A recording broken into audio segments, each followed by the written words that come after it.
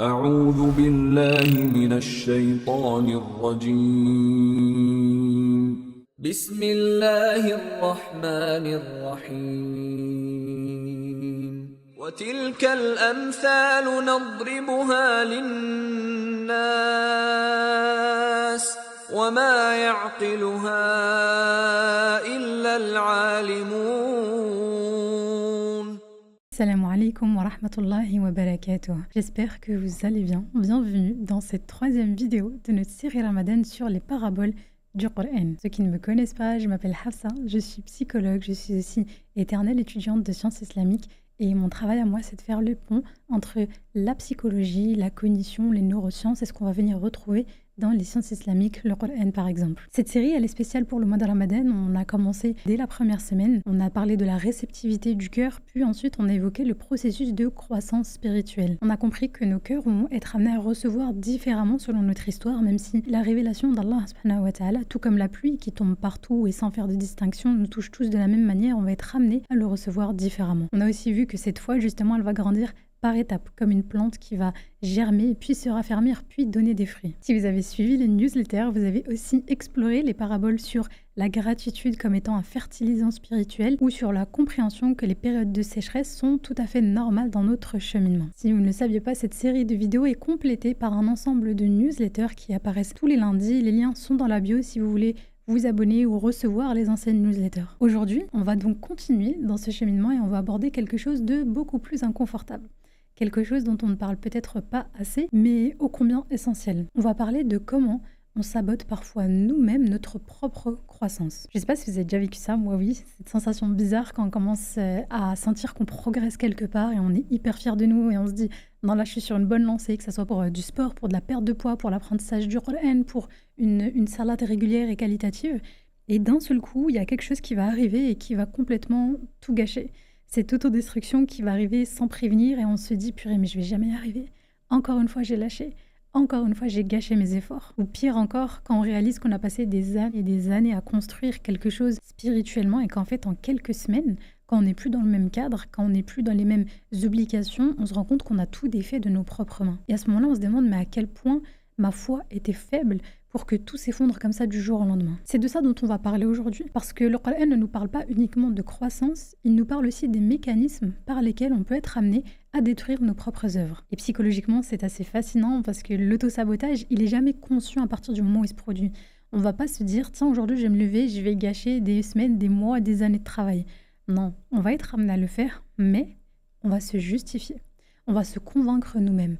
Littéralement, on va se mentir en fait à soi-même. Et aujourd'hui, on va décortiquer ça à travers 3 paraboles qui vont venir exposer ces mécanismes avec clarté. Comme toujours, je précise, ce n'est pas du tafsir, c'est un éclairage psychologique des travaux du docteur Yasser Qadhi, où je vous mets tout en description, que ce soit ses livres en français, ses vidéos en anglais, etc. Je rappelle aussi que dans le cadre de ce Ramadan, je récolte actuellement des dons avec l'association humanitaire Rich Every Human pour nourrir des jeûneurs libyens, syriens et palestiniens qui se trouvent dans les camps de réfugiés au Liban, où je vais me rendre lors des 10 derniers jours de Ramadan pour leur distribuer vos dons.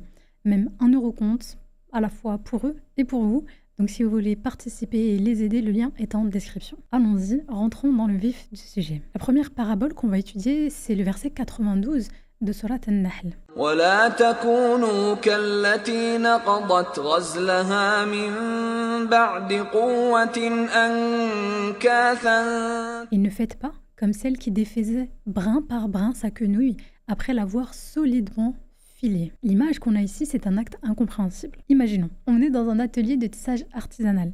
Donc il y a cette femme qui est assise là depuis des heures. Elle rend des fils qui sont ultra fins, c'est des fils de soie, c'est presque invisible. Elle va venir les tresser comme ça un par un jusqu'au moment où ça va former un fil de plus en plus épais et jusqu'à devenir une corde solide. Ça demande une concentration de fou, ça demande une patience infinie, c'est long, c'est minutieux, c'est fatigant.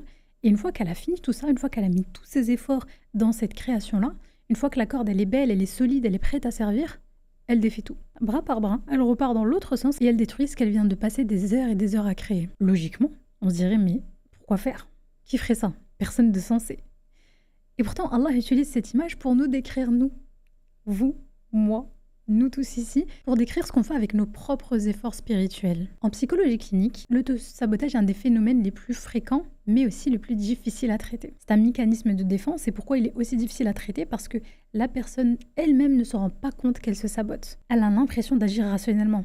Elle pense faire le bon choix. Mais en réalité, il y a quelque chose en elle, souvent inconscient, qui fait tout pour que ça ne réussisse pas. Vous avez peut-être dans votre entourage quelqu'un, un ami ou peut-être vous-même, avec le recul, vous vous dites « Ah oui, non, avec tel diplôme, je me suis vraiment auto-sabotée en vrai. Je me rends compte que je faisais rien pour aller au bout, mais avec le recul, je me rends compte que c'est parce que si j'avais tel diplôme, ça voudrait dire que si et que ça, familialement, ma place alors a été re-questionnée. En vrai, j'étais juste pas prête pour ça. » Mais sur le coup, au moment où vous avez raté vos études ou ce diplôme, vous l'avez vraiment fait en conscience et c'était même logique pour vous d'agir dans cette situation. Vous ne voyez pas le mal, vous n'étiez pas rendu compte que vous étiez en train de détruire vos propres efforts. Et à ce moment-là, le docteur Yasser Qadi nous dit quelque chose de très juste. Il nous dit que grâce à Ramadan, on est tous amenés à établir un niveau supérieur d'adoration. Chacun d'entre nous qui sommes en train d'écouter ce podcast, qui sommes en train de regarder cette vidéo actuellement, j'ai aucun doute que vous avez élevé la barre. J'ai aucun doute que là, vous êtes une version de vous-même, pas parfaite, pas la plus élevée, la plus élaborée, Inch'Allah, on ira encore plus loin, mais meilleure que celle d'il y a quelques semaines, celle qui applique plus, celle qui prie avec peut-être plus de concentration, quand bien même il n'y a pas beaucoup de prières en plus, celle qui fait plus d'efforts dans sa relation avec Dieu. Et c'est pour ça qu'on est là. Mais quand on va arriver à la fin du mois, quand on va devoir faire face au reste de l'année, est-ce qu'on veut être comme cette femme? Est-ce qu'on va avoir établi une base qui nous paraît solide, qui nous paraît géniale et qu'on va venir défaire de nos propres mains? Parce que là, actuellement, vous êtes en train de rajouter quelque chose dans votre vie qui, il y a quelques semaines, vous n'aviez pas fait. Vous êtes peut-être en train de prier des prières surérogatoires, donc avec Tarawih notamment, ce qu'il y a quelques semaines, on ne faisait pas. Vous êtes peut-être déjà en train de jeûner, ce qu'il y a quelques semaines, vous ne faisiez peut-être pas de manière régulière. Vous êtes probablement en train d'essayer de ne pas fumer. Pour ceux qui sont fumeurs, vous êtes en train d'essayer de ne pas mentir, de ne pas vous énerver. Ce qui, il y a quelques semaines encore, on ne faisait même pas cet effort de venir filtrer ça. Donc là, on est en train d'établir une base solide. Et quand le mois va se terminer, malheureusement, la majeure partie du temps, on va venir détruire de nos propres mains tout cet artisanat, tout cet effort, toute cette construction. C'est exactement ça que ce verset met en lumière. On passe à Ramadan à construire, à prier, à lire, à nous reconnecter, à patienter dans nos relations avec les autres. Et le premier Shawwal arrive, et sans même s'en rendre compte, on commence à tout défaire. Pas d'un seul coup, mais brin par brin. D'abord, on va lâcher le qiyam. Qiyam, la prière de nuit. Ça y est, Ramadan est fini, je m'arrête à l'Aïcha et je vais pas plus loin. On va ralentir le rythme sur le Coran. Oh, je suis fatiguée, je fais une petite pause, je reprendrai Inch'Allah demain ou après-demain. Les prières à l'heure. On se dit, je les rattraperai après. Alors que pendant Ramadan, on essayait de faire cet effort de la faire à temps, voire la prière tout court. Et en quelques semaines, on est revenu exactement, parfois même quelques jours en réalité, on est revenu exactement à l'état d'avant Ramadan. On a défait la corde, brin par brin. Alors pourquoi on fait ça? Pourquoi on se fait autant souffrir? Il va y avoir plusieurs raisons psychologiques pour lesquelles on va être amené à saboter nos propres efforts. La première raison, c'est la peur de la nouveauté. Aussi bizarre que ça puisse paraître, même un changement positif nous fait peur. Le changement, notre cerveau, il aime pas ça. Parce que changer, ça veut dire sortir de sa zone de confort. Et on sait pas ce qu'il y a là-bas. Tu me demandes de sortir de cette zone où je maîtrise tout, où j'ai conscience de tout, de mes forces et de mes difficultés. Tu me demandes d'aller dans un endroit où je sais pas il y a quoi là-bas. Or, moi étant mon cerveau, mon travail, ça, c'est de te maintenir en vie. Donc pourquoi tu me rends les choses encore plus difficiles en changeant ton environnement? Et donc je vais devoir faire encore plus d'efforts pour te maintenir en vie le plus longtemps possible et te protéger. De ce fait, notre cerveau, inconsciemment ou pas, il va préférer rester dans quelque chose de familier, même si c'est désagréable, même si ça fait mal, même si c'est pas sain pour nous et qu'on le sait. Il va préférer rester dans cet environnement-là parce qu'il est familier, plutôt qu'elle d'aller affronter l'inconnu. On est habitué à être des musulmans moyens. On connaît cette version de nous, on sait comment elle fonctionne, on sait quelles sont ses forces, on sait quelles sont ses faiblesses, on sait comment elle peut interagir et s'insérer dans la communauté musulmane dans laquelle on évolue, dans la société française dans laquelle on évolue. Mais devenir un musulman qui prie à l'heure, qui lit le Coran, qui comprend les paroles, qui médite, qui apprend, qui fait attention à ce qu'il dit, c'est nouveau et c'est inconnu. Et ça a l'air génial dit comme ça, mais ça fait peur. Être par exemple un entrepreneur à succès, on pourrait se dire mais tout le monde veut ça. Non, il y en a qui ne sont pas prêts à cette réussite. Il y en a qui ne sont pas prêts pour plein de raisons. Je ne vais pas rentrer dans le détail, ça pourrait être intéressant de faire un épisode sur ça, sur les raisons pour lesquelles on peut être amené à avoir peur de réussir. En réalité, c'est parce qu'on aura une impression de trahison, etc. etc. Dites-moi dans les commentaires si ça vous intéresse que je fasse une vidéo sur ce sujet-là. Mais quoi qu'il en soit, c'est nouveau, c'est inconnu, ça fait peur. Est-ce que quand je serai cette musulmane, par exemple, qui va porter le voile, est-ce que je serai à la hauteur? Est-ce que j'en serai digne? Et surtout, est-ce que je serai capable de le tenir sur la durée? Comment mon entourage va venir le recevoir, le percevoir et me juger à partir de ça? Alors inconsciemment, on va se saboter pour revenir à ce qu'on connaît, peut-être plus décevant, moins fier, mais plus maîtrisé, moins risqué. La deuxième raison, c'est le syndrome de l'imposteur. L'impression de se dire, et ça je l'ai entendu tellement de fois de la part de mes patients, de la part de mes amis, de la part de mes proches même, je mérite pas. En vrai, je suis pas une meuf comme ça. Je suis pas une meuf comme ça, je suis pas un gars comme ça, c'est pas vraiment moi. Je sais pas, je me sens pas à l'aise, j'ai l'impression que c'est pas sincère. Des fois, quand je vais traîner avec ce groupe d'amis ou que je vais essayer de m'insérer dans certaines halaqas, dans certaines assises, j'ai l'impression de jouer un rôle en fait. Et je vous pose la question, vous qui êtes en train d'écouter cette vidéo, ce podcast, est-ce que vous avez déjà ressenti ça? Vous êtes là en train de prier, tarawih avec les autres, mais au fond de vous, il y a une voix qui se dit ah, tu sais qu'après tu vas arrêter, tu sais qu'après tu vas plus venir à la mosquée, tu sais qu'après tu vas peut-être plus prier du tout, et ça donne une date limite à l'effort. Et on accepte. L'effort jusqu'à la fin du mois, on accepte. Après, je me sens pas à la hauteur. Sauf qu'à force de se dire ça, à force d'accepter cette description de vous-même, cette voix va devenir une prophétie en fait autoréalisatrice. Vous finissez par craquer parce que vous vous êtes jamais autorisé à croire qu'il était possible de le faire. Et là, ça me fait souvent penser à cette phrase « il savait pas que c'était impossible, donc il l'a fait ». Mais qu'à partir du moment où on va venir vous stopper par les mots, ça va changer tout votre comportement. Et juste pour donner un exemple de l'impact des mots, il y a une étude qui avait été faite au Canada avec une classe. Donc c'était une classe qui avait été prise au hasard. École normale, élèves normaux, une moyenne dans la moyenne nationale là-bas. Pendant plusieurs cours, le professeur de mathématiques disait à répéter dans la classe, de toute façon, on sait bien, les garçons sont meilleurs en mathématiques que les filles. Alors qu'initialement, il n'y avait rien dans ses résultats et dans sa classe qui lui faisait penser ça. Ça faisait partie de l'expérience. Donc, il l'a répété toute la semaine. Et à la fin de la semaine, il a fait un examen. Un examen, encore une fois, difficulté habituelle. Et alors que les résultats auraient été beaucoup plus homogènes en temps réel, avec à peu près 50-50 de taux de réussite entre les filles et les garçons, à ce moment-là, ils se sont rendus compte que la majeure partie des filles ont échoué à l'examen, quand la majeure partie des garçons ont réussi l'examen. Rien qu'avec des mots sur une semaine. Il leur a inculqué cette nouvelle réalité qu'elles ne pourraient pas être bonnes en mathématiques. Et alors qu'elles avaient les compétences et les capacités, parce que les contrôles des semaines précédentes, elles y arrivaient, elles ont échoué à l'examen. Et ça nous montre à quel point vos mots deviennent votre réalité. Le troisième élément qu'on peut mettre en avant, c'est le perfectionnisme. Cet élément complètement destructeur dans lequel le shaitan va adorer nous pousser. Si je ne peux pas tout faire parfaitement, alors je fais rien. Tout rien. Blanc ou noir. Pas de nuance, pas de gris. Il n'y a rien de tout ça. Et ça, c'est un des pièges les plus vicieux. Parce qu'on a l'impression de bien faire, parce qu'on a l'impression qu'on veut le mieux, qu'on veut viser l'ihsan, l'excellence. Donc pendant Ramadan, on va être amené à prier tous les jours, à l'heure. Et vous allez peut-être essayer de continuer après. Et puis un jour, vous allez rater Fajr. Et au lieu de vous dire, c'est pas grave, je rattrape et je continue, vous vous dites de toute façon, là ça va être l'heure de Dohr, mais je dois sortir, etc. J'ai raté le Fajr, je peux rater Dohr et je le ferai après. Et on lâche, et c'est fichu, et à quoi bon continuer, et on arrête tout. Et ça, c'est un fonctionnement, malheureusement, qui prend trop de place. Je pense que les réseaux sociaux et le jugement qu'on peut se porter sur les uns et les autres n'est pas hors de cause. Dans le sens où, vous savez, ces petites remarques qu'on va avoir, soit tu portes ton hijab correctement, soit tu le portes pas. Encore une fois, une pensée de tout ou rien.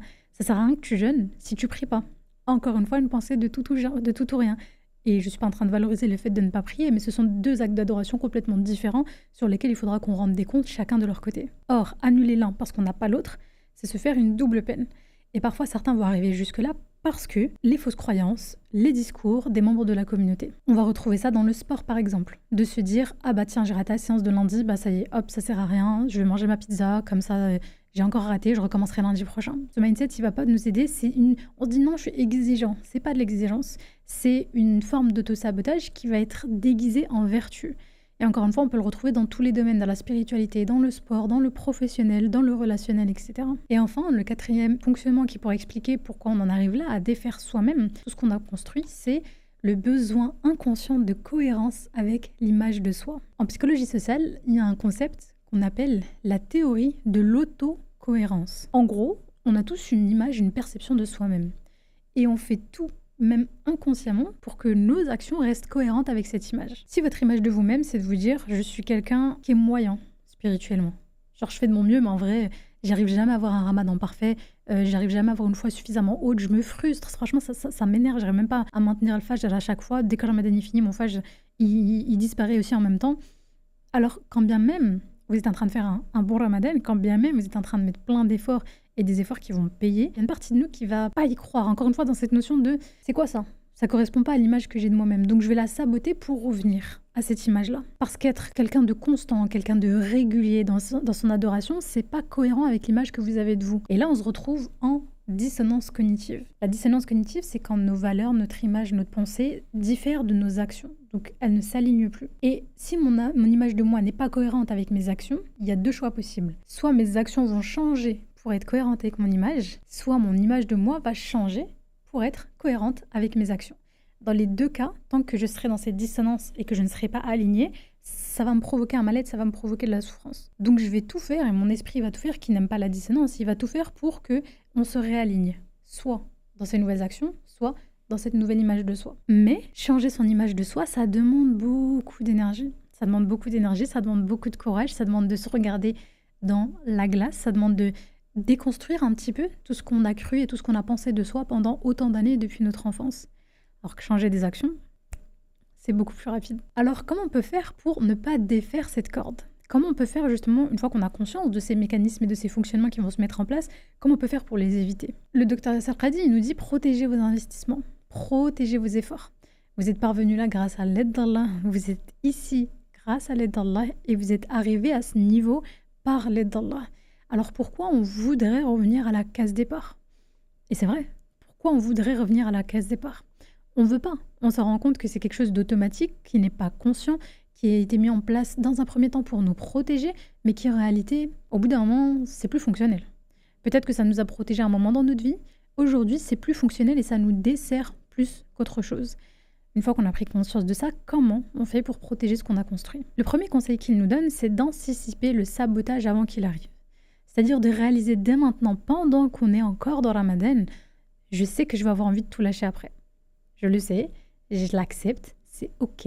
Mon cerveau va essayer de me faire ramener à l'ancien moi. Là, tout ce moi-là, c'est des efforts pour lui. C'est pas fluide, c'est pas facile de mettre ça en place. Et le simple fait de l'anticiper, de le conscientiser et de l'accepter, ça lui retire une partie de son pouvoir. Parce que si j'accepte le fait que mon cerveau va essayer de me faire revenir à ma version d'avant, alors j'accepte le fait qu'à un moment ou un autre, il sera plus fort que moi et que je vais donc échouer, ne pas me lever, ne pas réussir à jeûner tel que je le souhaitais, ne pas avoir réussi à maintenir les actions que je souhaitais maintenir et que c'est pas grave. Je peux louper une fois, je peux louper deux fois, je reviendrai la troisième fois parce que j'accepte que ce n'est pas noir ou blanc, parce que j'accepte que ce n'est pas tout ou rien. Le deuxième conseil qu'il nous donne, c'est de ne pas tout garder, mais de penser à un essentiel, un kit de survie. Et c'est de ça dont on a parlé la semaine dernière. On ne peut pas maintenir l'intensité de Ramadan toute l'année. Et c'est pas grave et ça n'a jamais été demandé et ça n'a jamais été une question même. Mais tentons d'en garder quelque chose, même petit, même symbolique. Quelque chose de plus que l'année dernière. Ça peut être une prière surérogatoire que vous allez rajouter. Ça peut être une seule page de Coran par jour, par semaine. Ça peut être un seul type de dhikr, une seule dua particulière. Un seul fil pour empêcher à toute la corde entière de se défaire. Le troisième conseil qu'il nous donne, c'est de changer notre image de nous-mêmes. D'arrêter de se dire « moi je suis quelqu'un qui n'arrive pas, ça fait plein de fois que j'ai essayé le sport et ça prend jamais ». Mais commencer à se dire « moi je suis quelqu'un qui fait des efforts ». Parfois je rechute, souvent je rechute, mais je reviens toujours. Moi je suis quelqu'un qui revient toujours. Et c'est génial parce que c'est ça la réalité. Vous êtes là, vous essayez, vous n'avez pas abandonné, vous allez chuter 100 fois et vous allez revenir 100 fois.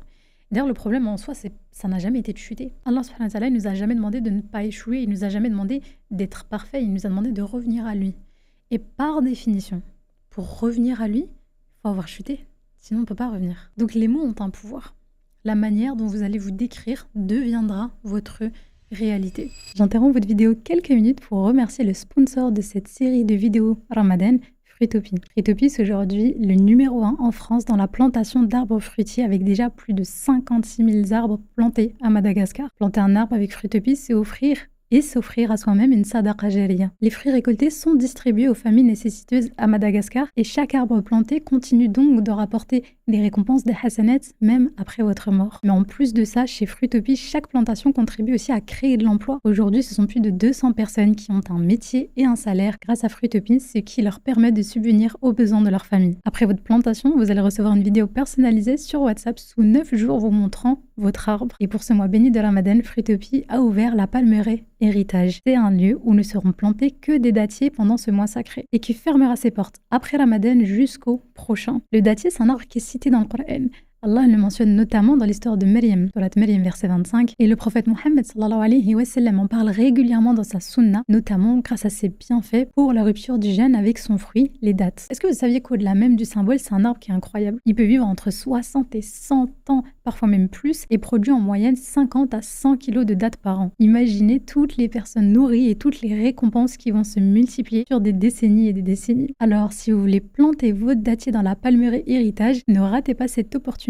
C'est jusqu'à la fin de ce Ramadan. Et toute l'année, vous pourrez continuer à planter d'autres arbres fruitiers sur Fruitopie pour laisser une trace durable. Alors, si vous voulez en savoir plus, vous l'offrir à vous-même ou en faire un cadeau de l'Aïd à vos proches, le lien est dans la description. Et je vous laisse avec la suite de cet épisode. La deuxième manière de détruire tous ces efforts, Allah subhanahu wa ta'ala, il l'aborde dans Surat al-Baqarah, verset 264. يا أيها الذين آمنوا لا تبطلوا صدقاتكم بالمن والأذى كالذي ينفق ماله رئاء الناس ولا يؤمن بالله واليوم الآخر فمثله كمثل صفوان عليه تراب فأصابه وابل فتركه صلدا. Ô vous qui avez cru, ne rendez pas nulles vos charités en infligeant des reproches et des insultes, comme celui qui dépense son bien par ostentation devant les gens sans croire en Dieu et au jour dernier.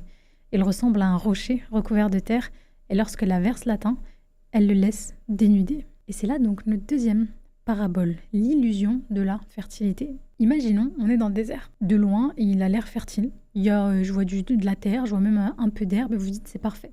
Je vais pouvoir planter ici. Mais en réalité, sous cette fine couche, il n'y a rien. Il y a juste de la roche dure, inaccessible. Puis, il y a la pluie qui va arriver. Mais au lieu de nourrir le sol, elle va juste emporter cette fine couche de terre. En fait, on se rend compte qu'il n'y a vraiment que du rocher, que c'est stérile, que c'est inutile et qu'on ne va pas pouvoir l'utiliser.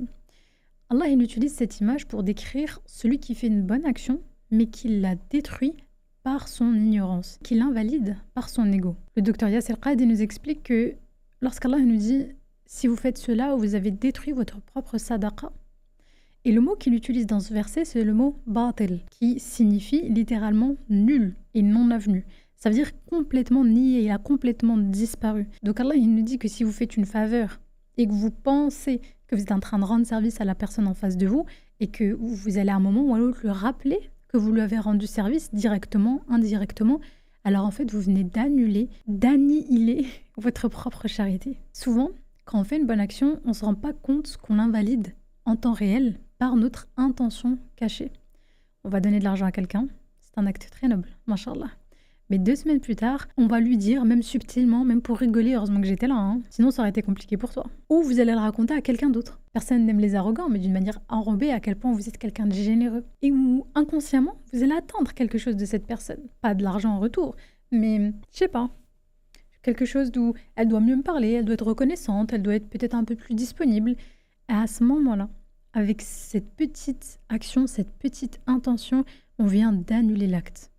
On ne l'a pas diminué, on ne l'a pas modifié, on l'a annulé. Et ce qui est intéressant, c'est que cette annulation elle peut prendre des formes qui vont être subtiles et différentes. On va avoir donc ce qu'on appelle elmen, l'annulation par le rappel. C'est-à-dire qu'on aide quelqu'un et à chaque fois que vous le voyez, ou de temps en temps, il y a une petite remarque. C'est pas méchant, c'est anodin, mais psychologiquement, ça va venir placer l'autre dans une situation de dette perpétuelle. Et en faisant ça, on utilise sa bonne action en un outil de pouvoir. Et c'est intéressant de faire le parallèle avec les relations familiales. Parce que là, on parle d'argent, mais ça peut être autre chose. Un parent qui serait constamment en train de vous rappeler à quel point il a été là pour vous, à quel point il a tout fait pour vous, à quel point vous lui devez tout.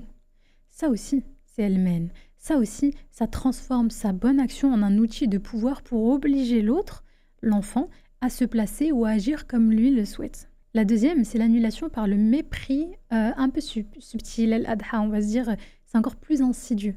C'est-à-dire que vous ne dites rien explicitement, mais il y a un sous-entendu, un regard, un ton, qui va venir transmettre le message. Et ça, l'autre, il va le sentir. On ne l'a pas dit directement, mais ce qui compte ici, et je trouve ça beau, c'est comment on fait se sentir l'autre. Ce que Allah considère à ce moment-là, c'est ce que l'autre a ressenti à cause de notre présence et de notre comportement envers cette personne. Et nous, on pourrait jamais, j'ai rien dit. j'ai rien dit contre lui, je comprends pas pourquoi ma bonne action elle a été annulée. Elle a été annulée parce que tu l'as mis mal à l'aise par tes regards, par tes sous-entendus, par peu importe quelle action tu as posée. Et ce qui importe à Allah subhanahu wa ta'ala, c'est la manière dont l'autre va se sentir dans cette relation du coup de donneur à receveur. Et la troisième, enfin, c'est l'annulation par l'attente de reconnaissance. On rappelle rien, on méprise personne, mais au fond, on attend quelque chose. On attend que la personne nous remercie, on attend qu'elle le mentionne, on attend qu'elle nous prouve d'une manière ou d'une autre sa reconnaissance. Et comment on sait qu'on est dans ce positionnement? C'est quand on se rend compte qu'il y a un peu de frustration.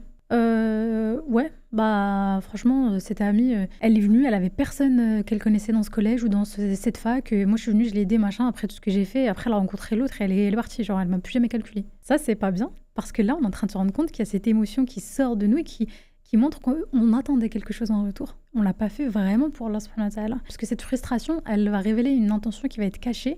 On n'a pas donné pour Allah, en réalité, on a donné pour recevoir. Et on n'en a pas conscience jusqu'à ce qu'on ne reçoive pas. C'est quand on ne reçoit pas et que cette attente qu'on n'avait pas sentie commence à être frustrée, c'est là on va se dire mais il y avait un besoin en fait. Il y avait un besoin que j'avais même pas réalisé. Donc quand Allah nous dit qu'il nous parle de ce rocher qui est recouvert d'une fine couche de terre, encore une fois, de loin, ça a l'air bien. Quelqu'un nous voit comme quelqu'un de généreux. Même nous, on se dit je suis quelqu'un de bien, j'ai fait une bonne action. Mais au moment où la pluie arrive, et dans cette parabole, ça parle donc du jour du jugement dernier, là où toutes les intentions seront exposées, on se rend compte qu'il ne reste plus rien. Parce que sous la fine couche de la bonne action, en réalité, il y avait un ego. Un ego qui voulait être reconnu, un ego qui voulait se sentir supérieur, un ego qui voulait se sentir nécessaire. Encore une fois, comme on l'a dit dans la toute première vidéo de cette série, un cœur qui est dur, qui est mené par l'ego, il n'est pas de nulle part. Il est arrivé à un moment ou à un autre, il a été construit par sa propre vie, par les propres injustices, traumas qu'il a pu vivre. Oui, mais on a une part de responsabilité à prendre, une part de réalisation pour pouvoir mettre en place les bonnes actions et travailler, comme on l'a vu dans les 2 premiers épisodes, à ramollir ce cœur pour qu'il soit en capacité de recevoir la pluie, pour qu'il soit en capacité de recevoir les graines, pour reprendre les paraboles qu'on a déjà étudiées ensemble. Alors comment on va faire pour éviter ça? Qu'est-ce qu'on peut faire pour éviter ça? Le premier conseil que nous donne Yasser Qad, c'est de vérifier notre intention après l'action. C'est contre-intuitif, parce qu'on se dit faut qu'on vérifie notre intention avant de faire quelque chose. Pourquoi je fais ça? Est-ce que c'est vraiment pour Allah? Mais c'est vraiment crucial de le faire après. Pourquoi? Parce que l'ego, il est malin. Il va vous dire oui, c'est pour Allah, pour qu'on puisse faire l'action. Et une fois que c'est fait, l'intention, elle va changer. On va vouloir récupérer le crédit. C'est pour ça que c'est important de se questionner aussi après. Est-ce que j'attends quelque chose en retour? Est-ce que ça me ferait plaisir s'il allait le dire aux gens? Est-ce que je me sens, non pas mieux, parce que tant mieux, si on se sent bien de pouvoir être dans le don et d'avoir ce risque qui nous permet de le redistribuer à d'autres. Mais est-ce que je me sens supérieure maintenant? Parce que si on n'attendait vraiment rien de la personne en face, encore une fois, pourquoi ça nous agace? Donc faire un petit peu ce scan de ce qu'on ressent, de nos émotions, de notre corps et de se dire je sens qu'il y a quelque chose qui n'est pas aligné et d'aller creuser pour voir c'est quoi. Pour pouvoir ensuite se rendre compte, conscientiser, et c'est ok si on se rend compte qu'en réalité c'était notre ego qui parlait parce qu'on est humain, on en a tous de l'ego, mais de le retravailler pour pouvoir le remettre à sa place. Enfin, il nous conseille de pas tout raconter. On n'est pas obligé de tout raconter, on n'est pas obligé de partager chaque bonne action. L'idée, c'est aussi, on le sait bien, donner de la main droite au point où la main gauche n'est pas au courant et ne le sait pas. Et que c'est ces actions-là qui sont les plus aimées d'Allah et qui sont les plus lourdes dans la balance. Aujourd'hui, avec les réseaux sociaux, c'est devenu un petit peu plus compliqué. Et pas forcément dans le mauvais sens du terme, parce que partager les bonnes actions, ça permet à d'autres de faire de même. Comme on partage par exemple une cagnotte avec une asso humanitaire pour nourrir des jeûneurs et qu'on vous donne l'occasion d'y participer, par exemple. C'est qu'un exemple. C'est pas comme s'il y avait un lien dans la description pour pouvoir y participer. Mais en essayant de mettre en place des cercles vertueux comme ça, parfois, le risque en fait, c'est d'aller dans de l'excès et d'aller dans de l'élévation, dans la nourriture de cet ego, même si initialement, c'est parti d'une bonne intention. Donc en étant dans cette situation-là, on doit d'autant plus faire attention et questionner son intention après la mise en place de ce travail-là. Enfin, si on se rend compte que notre ego a dévié, si on se rend compte qu'on a mis mal à l'aise la personne en face, ou qu'on l'a rappelé, que ce soit encore une fois dans le cadre d'une blague, que ça soit méchant ou sous le coup de la colère ou sous le coup du sentiment d'injustice, en disant encore une fois, voilà, moi je l'ai aidée et aujourd'hui je vois qu'elle me rend rien de ça. Moi je l'ai éduquée, pour revenir sur le schéma familial, moi je l'ai éduquée, regardez comme elle est ingrate, elle est jamais là pour moi, etc. Si on se rend compte qu'on a mis en place ces phrases-là, qu'on a mis en place ces sentiments dans le cœur des personnes en face, aller s'excuser, qu'on a pris conscience, demander pardon par rapport à la manière dont on l'a fait ressentir et remettre l'action entre les mains d'Allah. Ça va être très difficile pour votre ego, ça va être très difficile pour notre ego, mais ça va sauver notre action. Ça va sauver l'acte de don et de charité et de générosité qu'on a voulu mettre en place dans un premier temps. Alors on va aller casser cet ego parce que par la grâce de Dieu, ce qui compte pour nous, c'est plus l'au-delà que ce bas monde. Allah va utiliser 3 images successives dans le Coran pour nous parler des actions qui ont été faites 100 fois. Non pas 100 le chiffre, mais 100 fois. Bidoun imen. La première qu'il va utiliser, c'est dans Surat An-Nur, verset 39, l'image du mirage. Il nous dit, quant à ceux qui ont mécru, leurs actions sont comme un mirage dans une plaine désertique que l'assoiffé prend pour de l'eau. Puis quand il arrive, il s'aperçoit que ce n'était rien. Il va utiliser le comparatif avec les cendres dans Surat Ibrahim, verset 18. مثل الذين كفروا بربهم أعمالهم كرماد اشتدت به الريح. Les œuvres de ceux qui ont mécru sont comparables à de la cendre violemment frappée par le vent. Et enfin, la parabole de la poussière dans le verset 23 de Surat Al-Furqan. وقدمنا إلى ما عملوا من عمل فجعلناه هباء منثورا.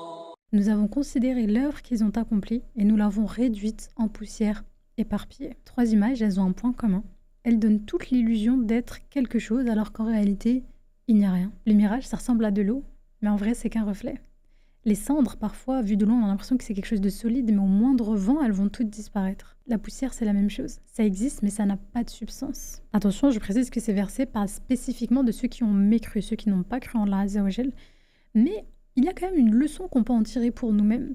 Et on demande à Allah subhanahu wa ta'ala de nous faire bénéficier de sa guidée le plus longtemps possible, de nous faire bénéficier de sa guidée le plus longtemps possible et qu'on n'arrive jamais à être au rang de ces mécréants. Quand nos actions ne sont pas enracinées dans quelque chose de solide, elles vont finir par s'évaporer. Et ici, en l'occurrence, c'est dans l'intention qu'on fait les choses, qu'on met les choses en place pour Allah subhanahu wa ta'ala. Si on rapporte ça à la psychologie, il y a cette nécessité d'avoir un why, un pourquoi. Si on n'est pas décidé à changer pour soi-même, si on n'a pas de raison forte de travailler sur soi, de modifier ce comportement, ces souffrances, cette manière de fonctionner, et qu'on consulte pour faire plaisir à quelqu'un, par exemple, ou parce qu'on nous a obligés dans X ou Y contexte, alors votre volonté ne sera jamais assez solide pour vous mener à la guérison. Et vous avez peut-être déjà vécu ça.